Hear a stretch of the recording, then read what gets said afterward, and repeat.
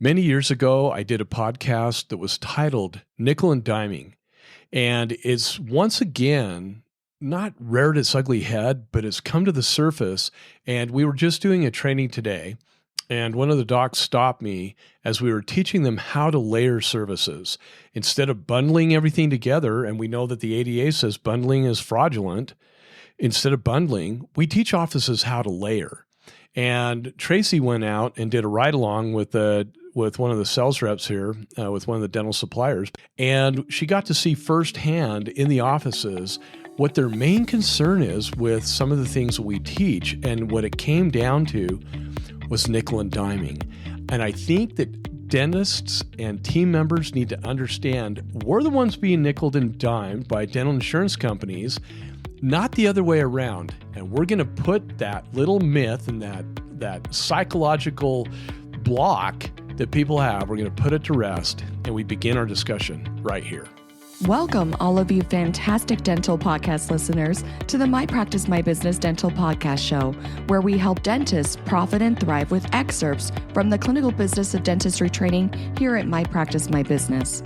We'll be addressing and answering questions with current trends dentists and their teams face each and every day in their pursuit of this wonderful career we call dentistry. And now the host of our show, the clinical director and president at My Practice, My Business, Dr. Rob Thorup.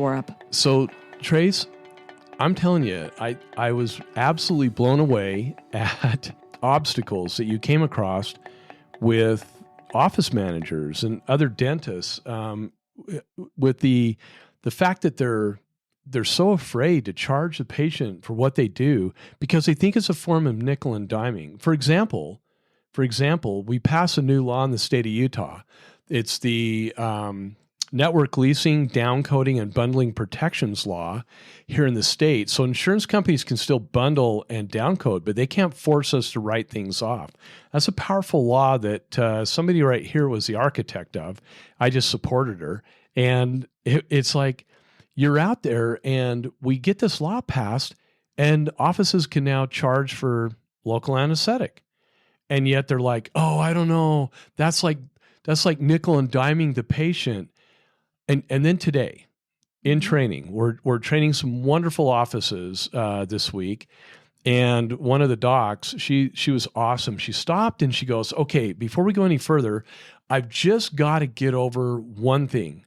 She goes, I've got to get over the fact that we're charging people for services that we provide, but isn't it kind of like, aren't we nickel and diming? I hate going to the hospital and seeing all the charges that I get charged for, but yet that's how medical makes money.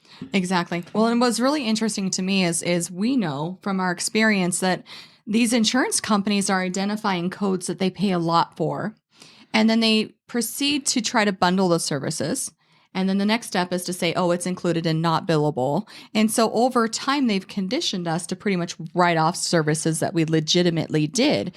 And we've been brainwashed, so to speak, to combine services. So the minute we decide that we want to separate and actually charge for what we do, now we're the ones nickeling and diming. It doesn't quite make sense to me either, to be honest with you. It's like, so I've got the definition up on my computer of nickel and dime. And that's the definition is to damage someone or something either by taking away many small amounts of money or by giving too much attention to details. And when I read that, there's a lot of different definitions on nickel and diming. And I'm thinking to myself, you guys, we're not the ones nickel and diming. We want to be paid fairly for the services that we provide. And what cracks me up is, first of all, we get into direct operating costs. Now, the group, once we hit direct operating costs per hour, they got it. They're like, oh my gosh, now I see why we're not profitable. Something that we teach on at My Practice, My Business, that no other consulting company dives into it the way we do. And every office has been through so many different consultants and training. They sit there and they go, oh my gosh, this is training like I've never seen before. We get that all the time, right? We do. And cool. So they go, they're like looking at it and realizing, then they have that aha moment that that they're not nickel and diming. We just want to be paid fairly for what we do, meaning that we hit our direct operating costs per hour and we're trying to achieve a 30 to 50% corporate profit margin, which is still nothing. That keeps us at a wholesale business instead of being retail. Dentistry is a service business, and it's also a retail business. And when they do this, it drives me insane, because when they think, gosh, we're nickel and diming, when we're just wanting to be paid fairly, but the aha moment is, wait a minute. The dental insurance companies, they've been nickel and diming us. That's who it is. Oh my gosh, what do we do? And you know what's really cool is we talk about how medical bills for what they do. Sometimes they get excessive. I do agree with certain things like Band-Aids, right? But they bill for what they do. And I actually have a coworker or somebody in the classroom through the MBA program who's also a dentist. And I was explaining to him the concept of nickeling and diming and how the insurance companies are putting pressure on us to not bill for what we do. And he said, Tracy, I happen to work for the VA. They know how to bill. If I'm doing a limited exam and I need to do a pulp test, I bill a pulp test. And if I do a pulp test and I don't actually line item it and list it, I get in trouble. So it's really interesting how certain entities are billing correctly, but yet we get pressure from the insurance companies to, that's included. That's included too. It's really an interesting concept. And so when years ago, I had that aha moment, hun, that I said to myself, insurance companies, it's like, nickel and diming is when you're adding tons of charges onto a consumer to the point where you cause them to have bankruptcy. Hence, that's what the banks would do years ago. And that's why, there's regulatory laws against banking to make it more fair for the consumer. And I'm thinking to myself, nickel and diming. Okay, well, I did a crown. I did a buildup. I did local anesthetic.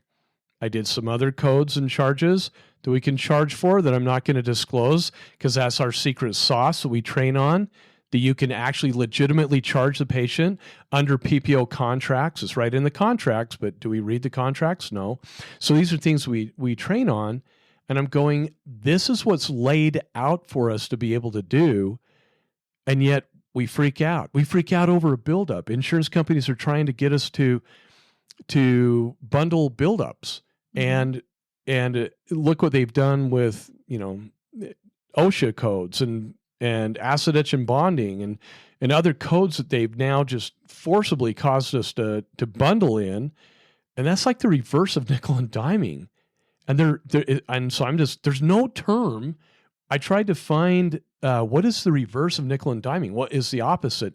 There is no definition. So I'm going to define it.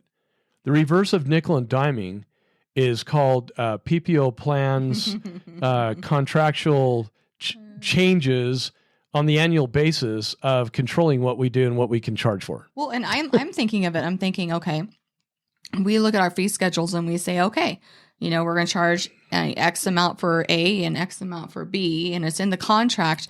And then all of a sudden, we don't look at those little asterisks in the fine print at the bottom of the contracts and the handbooks where, oh yeah, well, if these two are done on the same day or within the first 2 weeks of each other, then they're included under this clause. And they make all these small, minor changes to the contract and to force us to write it off. So in my sense, I'm thinking, well, gosh, they're completely nickeling and diming us with that.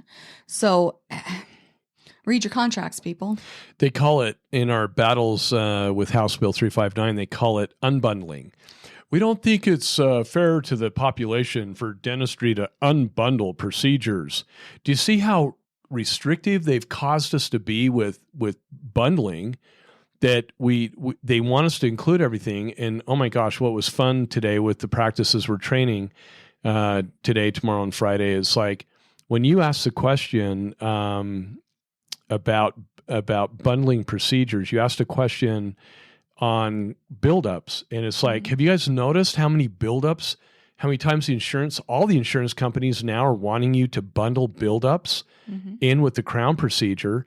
And every office, when you ask the question, have you guys noticed that? Raise your hand if you've noticed that.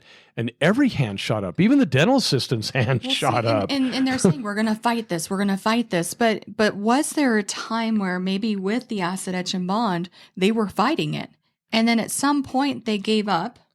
And then dentists gave up. Yeah. And then they kind of just said, okay, it's included. So it's interesting. Is there going to be a point where dentists are going to raise their hands up and say, we fought it enough, I guess it's included now? But what was really interesting, you mentioned the insurance companies talking about unbundling. What really got to me is I think the insurance companies really want to scare us with the word fraud. Oh, of course. And when we were having this discussion with the insurance companies, they straight out said unbundling, which is fraudulent. And we ate him for lunch when he said that, didn't he? Well, you ate him for lunch. so just so that you guys are aware of this, if that word's ever thrown out at you, bundling is not fine. Sorry. Yeah. Bundling is not a good thing to do. Layering, you're being more transparent with your patient on your charges. We are doing this, and here are the charges. Now, if you were to give the patient a treatment plan and then after they're done go, oh yeah, and we added this, and we added that, I would consider that to be nickel and diming. That'd be nickel and diming. That's actually the definition of nickel and diming. Exactly. It's just adding additional charges after the fact, after the treatment plan's been given. And then suddenly adding things. Now, that does happen from time to time. Sometimes we run into, decay that goes into the nerve, and that changes the treatment plan. But we take oral facial images, and show the patient what we're seeing. Hopefully, we're all doing that and proving the need for treatment. Well, and we always tell the doctors, if you're in the middle of doing a filling on a patient and suddenly you see the tooth next to it is having some issues that maybe you didn't see on the X-ray, you need to stop what you're doing. Show the patient the intraoral photo and say, hey, listen, we're going to have to charge you more. Are you good with it? And having that discussion before you actually charge them. Getting permission from the patient and being transparent with the patient. That is not nickel and diming. Mm-hmm. And so when you actually do a treatment plan for the patient, and, most dentist treatment plans are pretty darn accurate. Mm-hmm. We try not to miss any diagnosis. We try not to, we try to just call it what we see, the way it is. We give them a solid treatment plan with all the codes, descriptions, and fees, being completely transparent. And then guess what happens? We execute that treatment plan, and we bring that patient back up to full health. And then we send it off to the insurance company, and then the insurance company beats us up and tries to say, well, that's inclusive, that's inclusive, that's inclusive. And that's my definition of reverse nickel and diming. So no, docs, team members, you're not nickel and diming the patient when you are actually being transparent with your treatment plans and showing them what you need to do to bring them back to full health, and you're charging them fairly for the services that you provide. That is definitely not nickel and diming. But again, what I find, Trace, is people get perceived definitions in their heads that have been taught to them by other consultants, other people in the industry, and that perception of what they think a definition is then gets set in stone. And then we come in with actual business training by qualified people in the field of business and not just dentistry, and pseudo-stratified achievements of activity that makes people say, I am a consultant. No, we come in with people with actual business training to teach dentists the truth about contracts, the truth about state laws, the truth about running their businesses like a business. And then that's when it's like that aha moment happens, but that's what it takes. That's what it takes every single time to get these practices to recognize that it's okay to charge fairly for the services you provide. It is. And, in a perfect situation, going back to the crown example, you get an office that actually bills out for what they do, right? The doctor needed to do an all porcelain crown. You need to do a build-up. Maybe you have to take some x-rays. And then all of a sudden, the insurance companies are nickeling and diming you to the point where you're consolidating those fees and you're getting paid less. And then we get to go onto those Facebook groups and hear people say, I'm not making enough money. Well, there's something you can do about that. Yeah. Bill fairly for what you do. And that's the biggest thing. The goal with us is to be paid fairly for your services. Well, another example, and I just want to give one more example, and then we'll wrap this up. Ridge preservation, unbelievable. Every time we do an analysis on ridge preservation, we always find that they're charging. First of all, they should be charging for a surgical extraction. Don't even get me started on that definition. But 7210 ought to be the code. Then they charge for the placement of the ridge preservation material, okay? And then that seems to be where half the practices stop. They're done. And they don't charge for the other two major components, and that is the collagen membrane that goes over the top and suturing. Because right in the CDT codebook, which we tried to get the ADA to remove, they've actually got bundling right in the CDT codebook, and it says right in the oral surgery category, suturing, local anesthesia, and post-op visits are to be included with the one single extraction code. I find that really interesting because medical doesn't do that. Veterinary doesn't do that. But here's what's funny is most offices don't even charge for the suturing. And let me give you a little bit of secret sauce here. You're not suturing for the extraction, folks. You're suturing to hold the membrane in place. Therefore, you get a charge for it. And if they try to tell you it's inclusive, come through our training. We'll teach you how to push back so you are able to charge the patient and or the insurance company for it. And what's really fun in our training, we're actually able to show you insurance companies that are now paying for the membrane and suturing. It's a great thing that we do in the training that's absolutely amazing. But again, is that nickel and diming the patient? No. Let me share with you what it really is.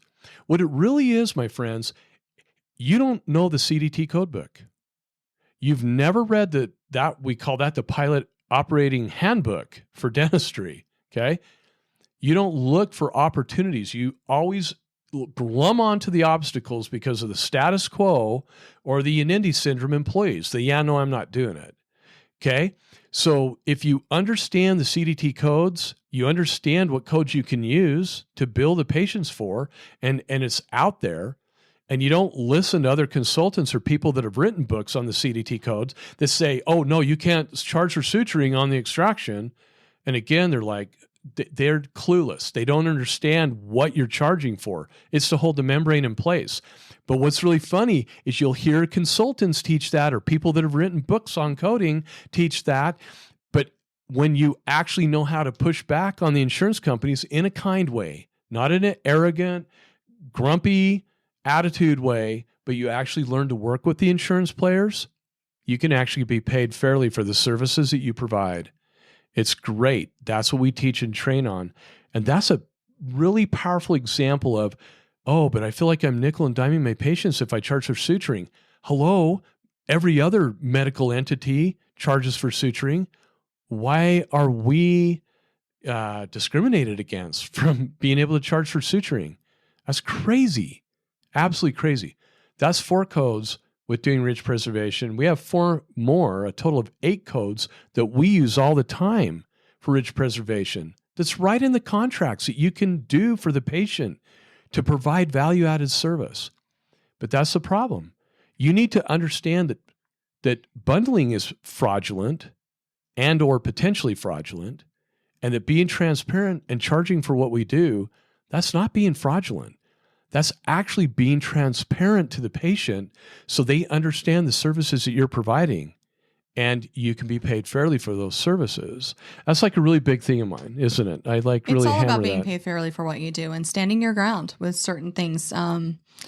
I love it when we get to go through the training, especially tomorrow, where we get to really sit down with these anatomy and procedures and the correct way to bill, the correct way to get paid, how to fight these insurance companies. And we've seen insurance companies paying for many of these procedures. It's the coolest thing, but how are you going to get paid? how are you going to get to the insurance companies to start to pay you if you don't bill for it? Exactly. If you don't bill for what you do.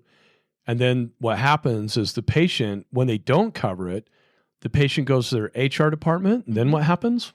Oh, this is the fun part. When you educate your patient and you're telling them about the services, and when you're talking to them about what their insurance will and won't cover with confidence, because we pretty much know what's not going to be covered, then the patient is now in a position where they are going after their HR saying, did you know you signed up for an insurance company that won't pay for this?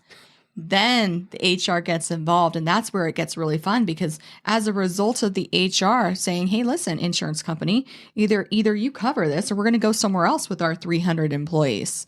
Now the pressure's on the insurance companies, and as a result, we're starting to see some really amazing codes paid on quite a bit of money too, which is really cool. And I think that has a lot to do, I'm not going to give kudos to the ADA at any given time for some things, that they don't do. But this is where we got to give kudos to the ADA, because the overturning of the McCarran-Ferguson Act is actually we're starting to see competition amongst the insurance companies, and they don't want to lose clients. Nope. And they're now saying, gosh, maybe we better cover this, or the employer group's going to go somewhere else, because they're not colluding with each other. And now it's actually going to drive competition. That's what my take is on the overturning of the McCarran-Ferguson Act. There's some other things that are not so good about the overturning of it, but we'll leave those for another day. That's going to be another day. Okay. It's a whole new one. Do you have anything else you're thinking about on this nickel and diming and being able to charge for the things that we do? Just a little paradigm shift in that thinking. Don't let the insurance companies nickel and dime you. Enough is enough. That's awesome, hon. Well, I just want to thank everybody for being with us here today on YouTube. This is our first launch on the video portion of what we do here at My Practice, My Business. We hope this has been informative, and we hope that all of you investigate what we do and that you learn dental truths and don't be misled. If you want to learn more about how to be profitable with PPO plans, like and subscribe to our channel. Thank you so much, and you guys have a great day. Thank you for being with us today. Since 2006, My Practice, My Business has been teaching dentists and their teams business skills, dental insurance contractual protocols, and state laws governing how to profitably bill patients fairly for the need-based services they provide. What's more, we guarantee our training, unlike other dental consulting companies in the industry. Simply stated, if you don't increase your net revenue, we don't get paid. We call it dental consulting the way it should be. We believe there has never been a more important time than now for dentists to experience and implement our key methods, knowledge, and business training within their dental practices. To learn more about our guaranteed, no-risk clinical business of dentistry training that is changing dental practices for the better, just go to our website, mypracticemybusiness.com, and surf our pages for additional information about our company and the services we provide. When you're ready, give us a call and get scheduled for the most profitable dental business training that you will ever experience. If you enjoyed our podcast, please leave us a 5-star review. If you have any questions, please don't hesitate to call us. Thank you again and have a fantastic day.